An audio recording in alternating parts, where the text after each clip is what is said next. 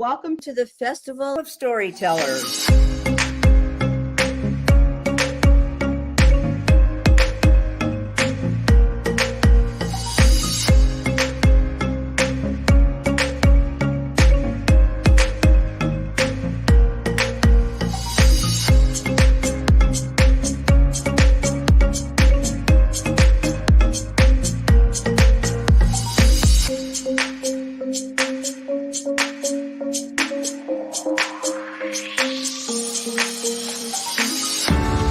I can't tell you how excited I am to be on right now.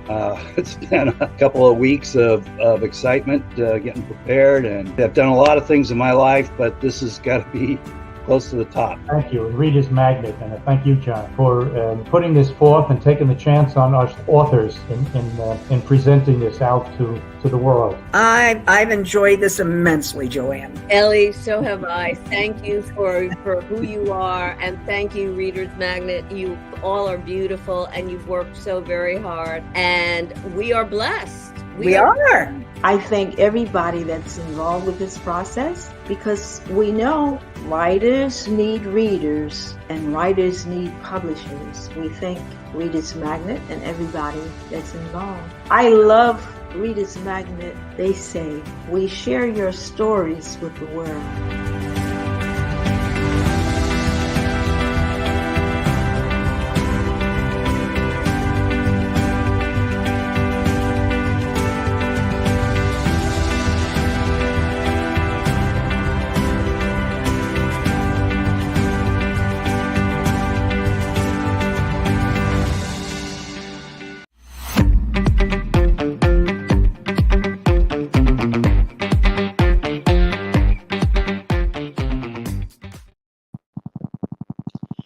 Good afternoon. This is Bernard McAuley from the great state of Washington.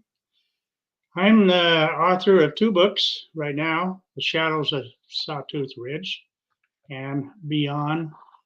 If you ever get it all situated around here somehow or other. And also Beyond the Sawtooth Ridge, which is Joni's story. And just to wrap up a couple of things, which somebody asked me earlier in the week what a couple of my favorite authors were.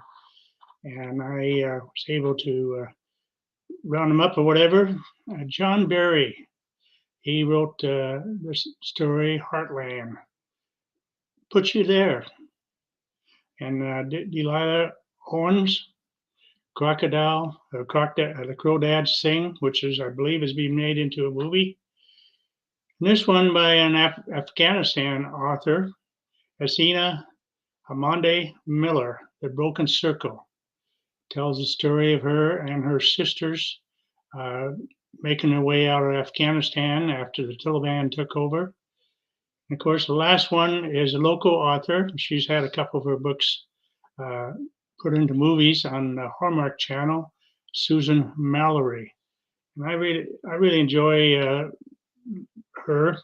And when I write, kind of like to write, try to put my audience at beside the fire with me. I like a lot of books from this one. I'm just sticking to one family in on the eastern side of the Rockies in Montana, Sawtooth Ridge area, around Augusta, Montana. If you want to look it up on the map, it's a very small town. Becomes well known one day out of the year. They have one of the biggest RCA rodeos in the state of Montana. The whole town just comes alive. First of all, I'd like to thank Reader's Magnet for having me this afternoon. I appreciate the time. I'm going to read you a little bit of prologue here, and hopefully it can put you, my audience, which I hope is you this afternoon, or is you. I want to put you there. I want you to kind of get the feel that you're with me, that you're watching what I'm doing, what you're listening. Relaxing here on a deadwood stump by a creek, watching the sunset over the eastern slope of the Rockies, and enjoying my son trying to catch that elusive trout. Can you just get the feel? I hope you can get the feel watching a sunset, listening to the stream come down from the mountainside, watching your sun. I could hear the meadowlark in the distance singing its heart out. The frequent odor of the freshly mowed alfalfa hangs in the air. The quietness of another trout trying to catch a fly in the creek as it winds itself down from the high country. The ranch that I so loved and left behind forever to begin my dream and attain my goals, I had returned to over a year ago to start a new life. This is The Shadows of Sawtooth Ridge, and the gentleman speaking is Larry Becker. He's the one that just returned from Vietnam. He was a POW in Vietnam. It's a friction story. And a little bit about my background, if you wish, too. I'm kind of jumping around here. But I am from eastern Montana. I was raised on a ranch, 14,000 acre cattle ranch in eastern Montana by my grandparents. And then after the ranch was sold, I kind of moved on to a place called Glacier National Park, which is the crowning jewel of the United States of America, as far as we're concerned, that lived there.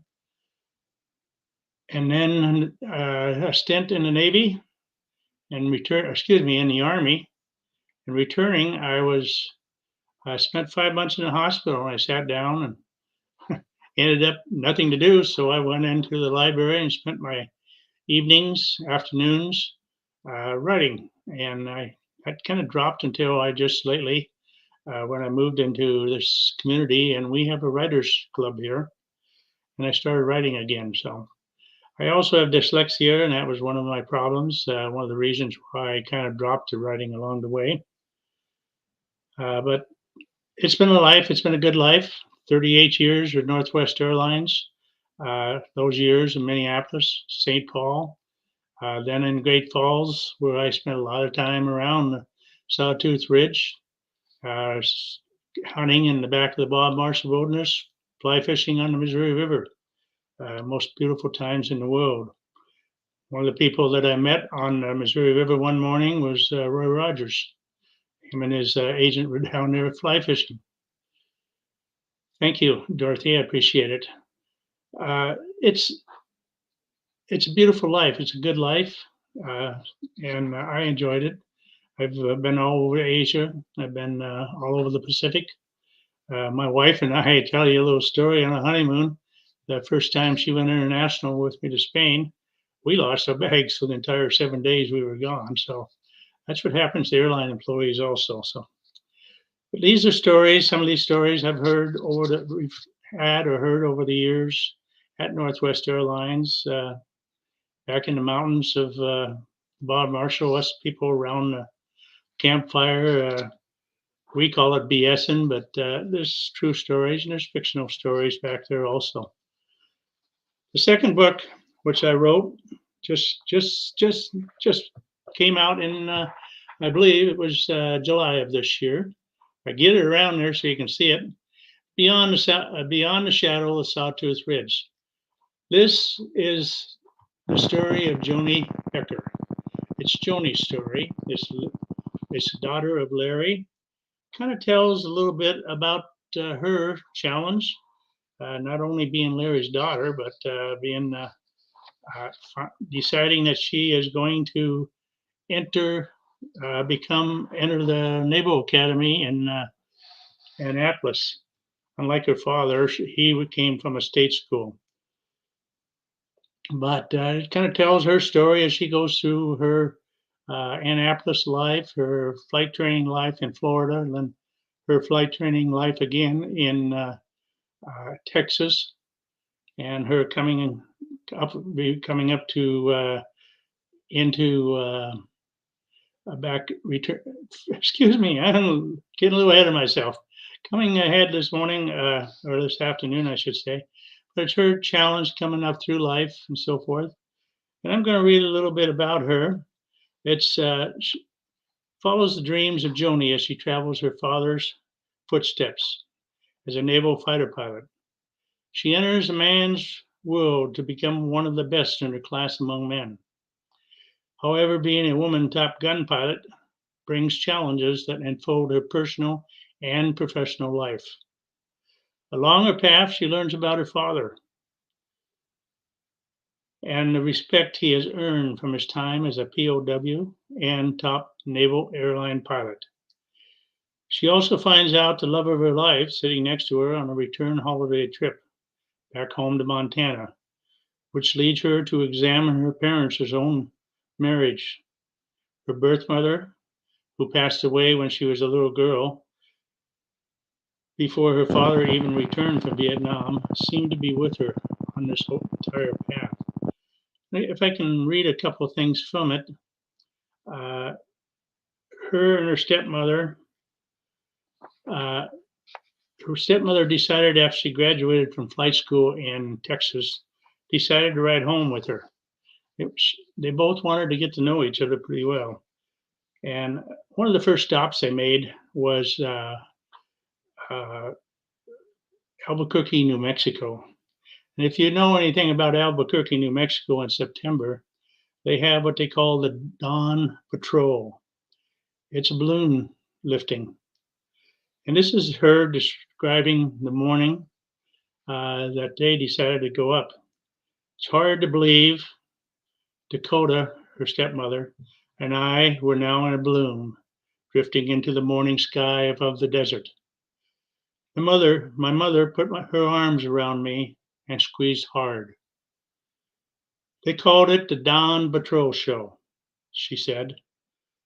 The escalated feeling was something that I'd never felt before. It was a freedom to soar high and beyond the sky. The mariachi music continued to flow, and all members in the basket opened a second and third bottle of champagne to toast a new day. And that's one of the things that happened along the way. The other one is kind of funny. It's her man or her lover that she met on her trip back home. He was also not only a friend of her father's, but flew with her father's for the airline. And first time he came in to take her out to dinner, the second time I guess it was he came in and he went into her roommate's bedroom to change clothes. And says, and she comes out and says, he outranks her, of course. He says, "You embarrass me, sir," I said as I watched him go into the bedroom to change his clothes. "My mother said one time that my dad had the nicest butt." I must admit now I know what she means when some men have nice butts, I laughingly mentioned. Now it was his turn to be embarrassed. "Wait until I tell you, Father, tomorrow. He has a nice butt," he laughingly told me. There's a few other things along the line I'd like to bring up. Just how close this family was to each other along the way. And I'm trying to find it here if I can find it, if I can. This is her landing, her final landing. Just before, as a naval pilot, she receives a wings of gold. I hoped my final approach to the aircraft carrier would catch and earn the wings of gold. I came out of the pattern, lined up with the deck, relaxed for the first time in 3 days. I landed my aircraft and my tail hook caught the very first cable, coming to an abrupt halt. As I was trying to get back to normal, a voice came over the radio. "Congratulations, mister. You now are the second family member to earn the wings of gold." I could hardly hold my excitement when I recognized my father's voice on the radio. The aircraft that we saw doing such a precise landing last night was my father, flying an aircraft from Whidbey Island. If you have any questions, I think I can go with them now, hopefully. I don't know whether I'm going to be with you tomorrow. I also have another job called part-time job driving school bus these days. I retired from the Griffin School District after 15 years. That was my kind of a second job after I retired from Northwest Airlines after 38 years. And two great jobs. I wouldn't give them up for the world.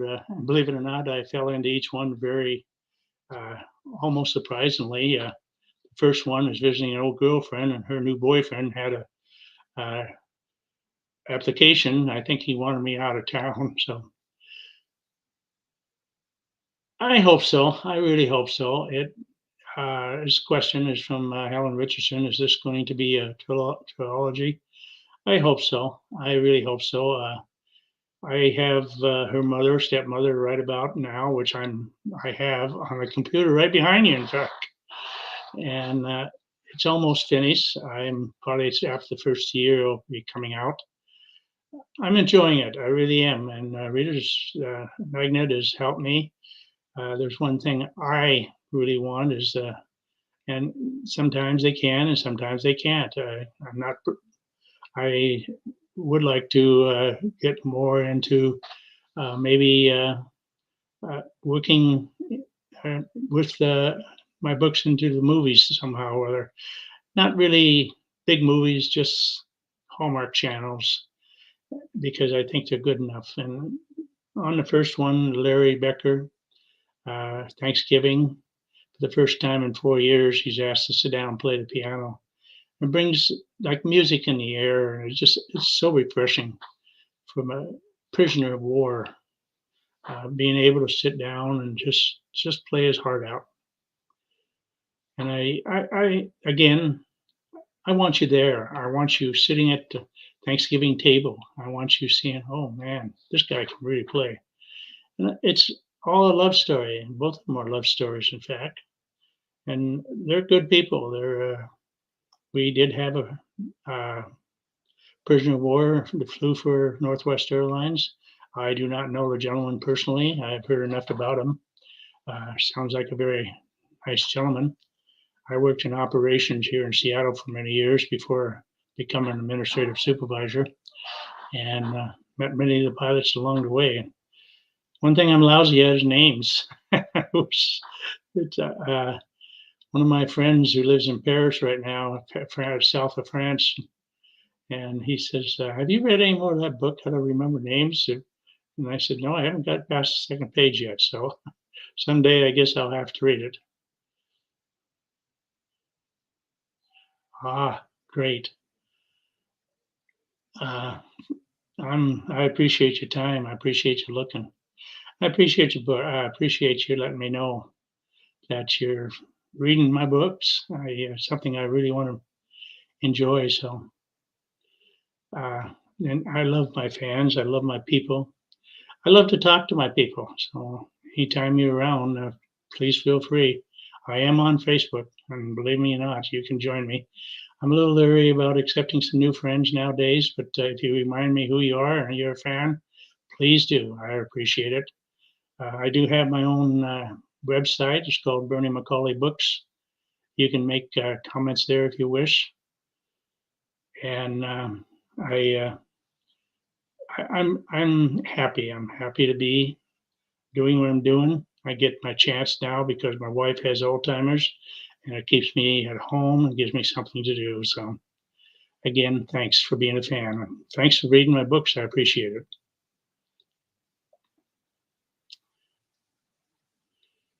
Do we have any more questions? I guess, to kind of go on from here, I kind of hope in a lot of respects, I did a lot of fly fishing in my time in the Montana and the Bitterroot, South Fork, the Flathead River. I did 144 miles in the Missouri River, redoing or kind of going back in the Lewis and Clark's time. And I've enjoyed that. It kind of gives you a time to get around. Packing back into the backcountry of the Bar Marshall, I had a real good friend named, I think I brought up this earlier, Ron George, who unfortunately was, in Vietnam and ended up passing away of Agent Orange. And him and I did a lot of hunting and fishing along the Sawtooth Ridge in the backcountry of the Bob Marsh Wilderness. And after everything was done, the reception after the funeral and so forth, I went up and revisited his grave.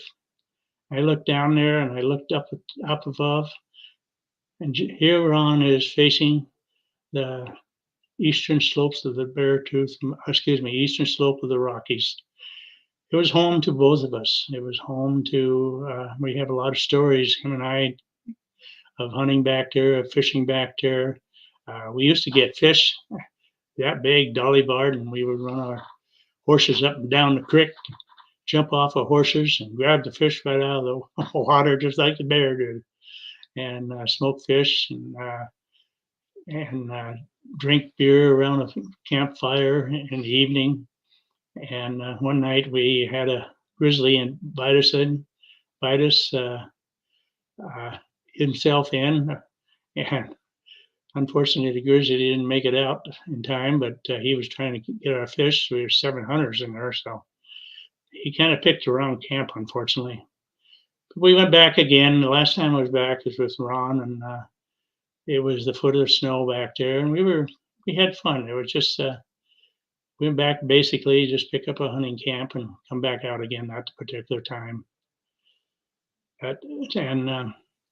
Again, getting back to my airline experience, my first place working was Minneapolis, St. Paul, and that was the hub of Northwest Airlines at the time.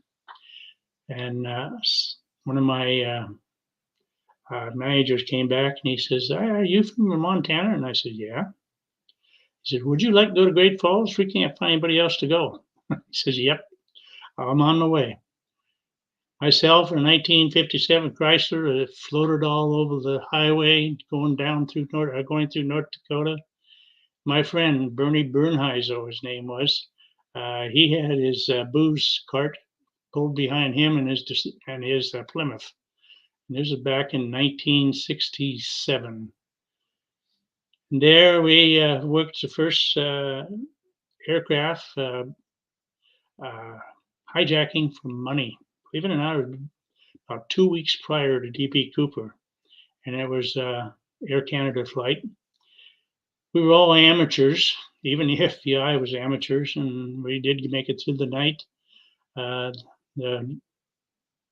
Unfortunately or fortunately, the hijacker did not make it through the whole thing. The airplane went back to Canada empty, with the exception of the hijacker.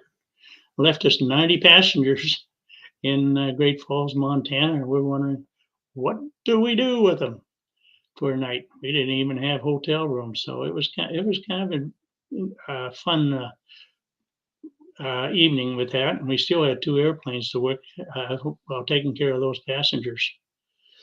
Another one is kind of a funny story. We had a Flight 109, if you remember John F. Kennedy's PT 109, went down in the South Pacific. We kind of made jokes about this PT 109, Flight 109. It was even kind of right up about the 109 and its fatal 5-hour trip through Montana. 5 hours late it was. And then one night it arrived into Butte, and it couldn't leave Butte because it couldn't start its engines. So they had an airplane fly in there and start the engines, and it couldn't land in Helena because they didn't have an air start, so it landed in Great Falls. While it was on its way to Great Falls, somebody phoned us, what we called the yellow line, and says to us, "There's a St. Bernard on that airplane. We just couldn't get him off." So when it landed in Great Falls, we opened up the bin, baggage bin, and here's a big old St. Bernard licking my buddy right up the face. And I'm sitting there going, "Ruff, ruff." He turned around and said, "Shut up." So it was another story that sometime down in the future we'll tell. So if somebody else would like to ask a question, I'd sort of like to talk, answer some more questions. I thank you for reading my books. That makes me probably the happiest person in the world that someone out there is reading my books, and I hope enjoying them. Please, if you wish, I don't know how many people there are on with me this afternoon, but I've been watching some of you on during the week, and you all have good stories. I really enjoy them. I really enjoy listening to all of you and your stories and your adventures and your side deals. I encourage you to write. Just we all have stories, and it's the first one. I had a problem because, as I said, I had dyslexia, and I finally found a gentleman up the street here I used to work with. Says, "Hey, I'll edit your books," and he's a child psychologist, so he tells me what I do wrong and what I don't do right, and so forth, and it really works out nice. So that's why I'm really, really proud of this second book, which is The Sawtooth. If I get it straight here somehow or other, go one way. There you go. Sawtooth Ridge, Joni's story. And that is an E6 prowler there. That is also the real Sawtooth Ridge. And that is my picture of what I feel Joni looks like. This is done by a local artist. In fact, she works with me. She's a preschool teacher over at grade school, and very, very artistic. So if any of you ever want somebody to do your covers for you, please let me know, and I'll be glad to pass them on to her and see what she says.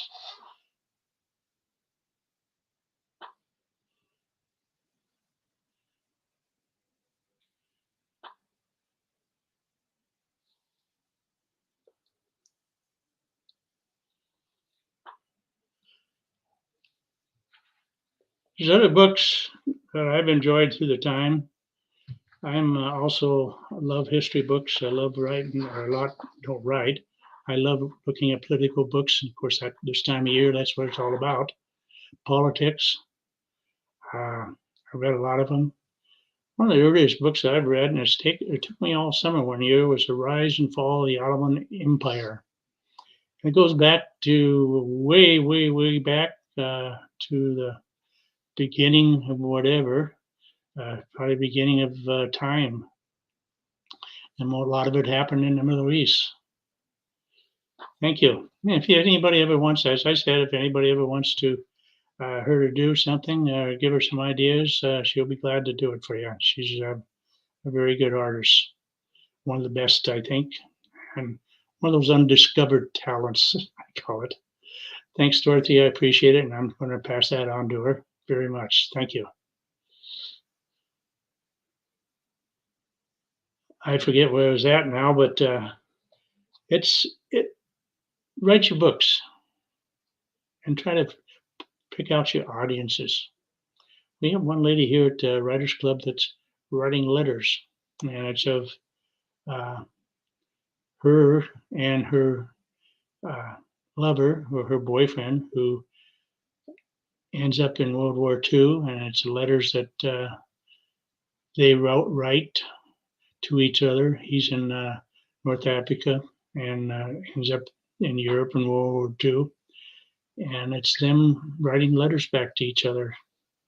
And they never really connected after the war. I don't think she really ever finished that book, as far as I know of. We keep trying to, hey, we want to see the end.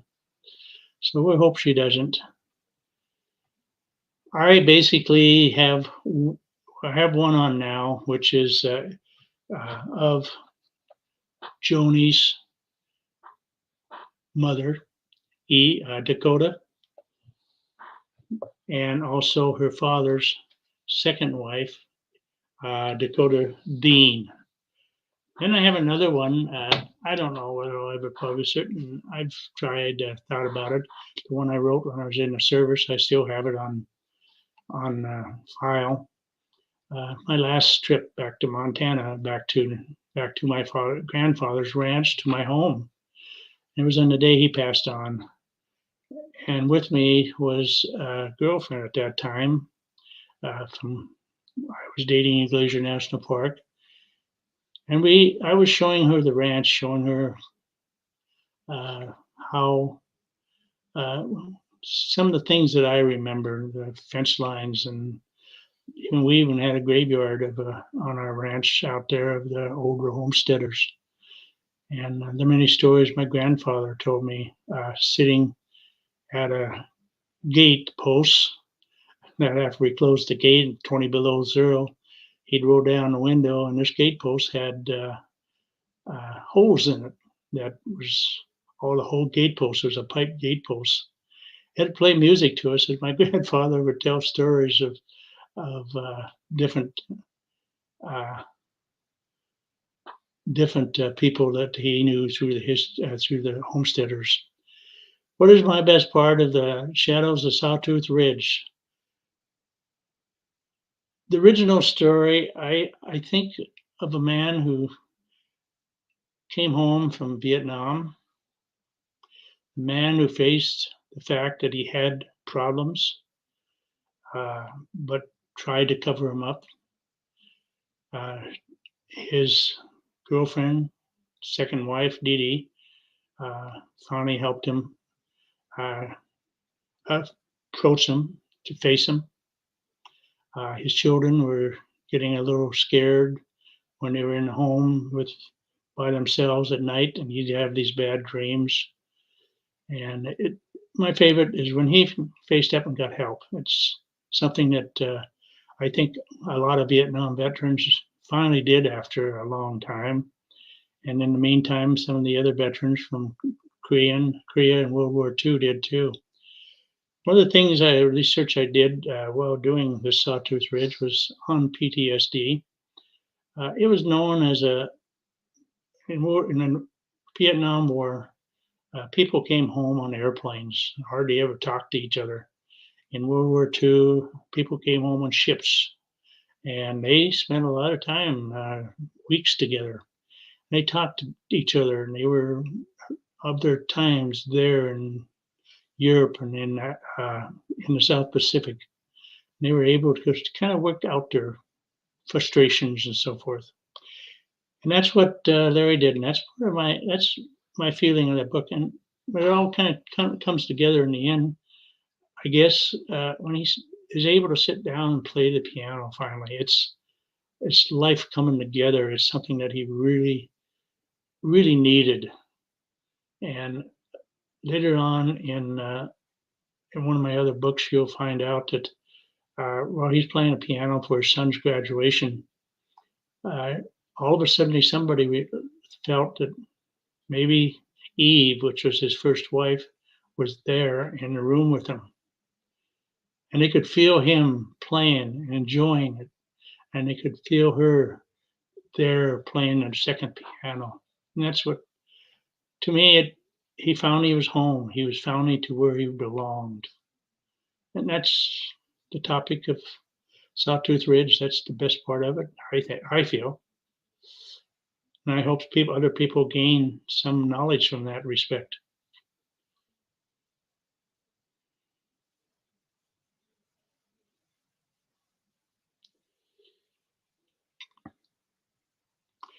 But somehow or other,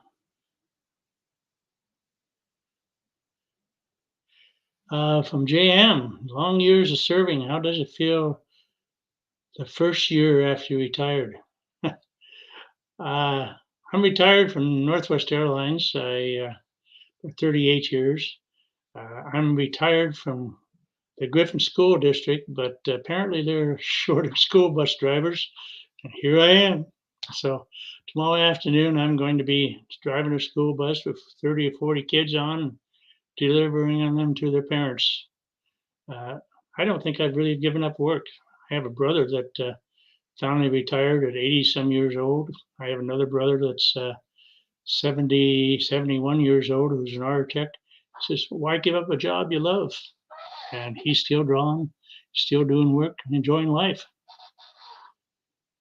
No, I don't. From Helen, no, I don't have any plans of writing under a different Jinian.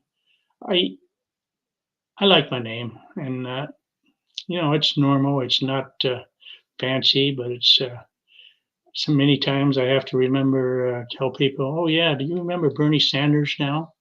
Or it used to be back before Bernie Sanders came into the light a few years ago. It was, "Yeah, I'm Bernie. Remember the weekend at Bernie's?"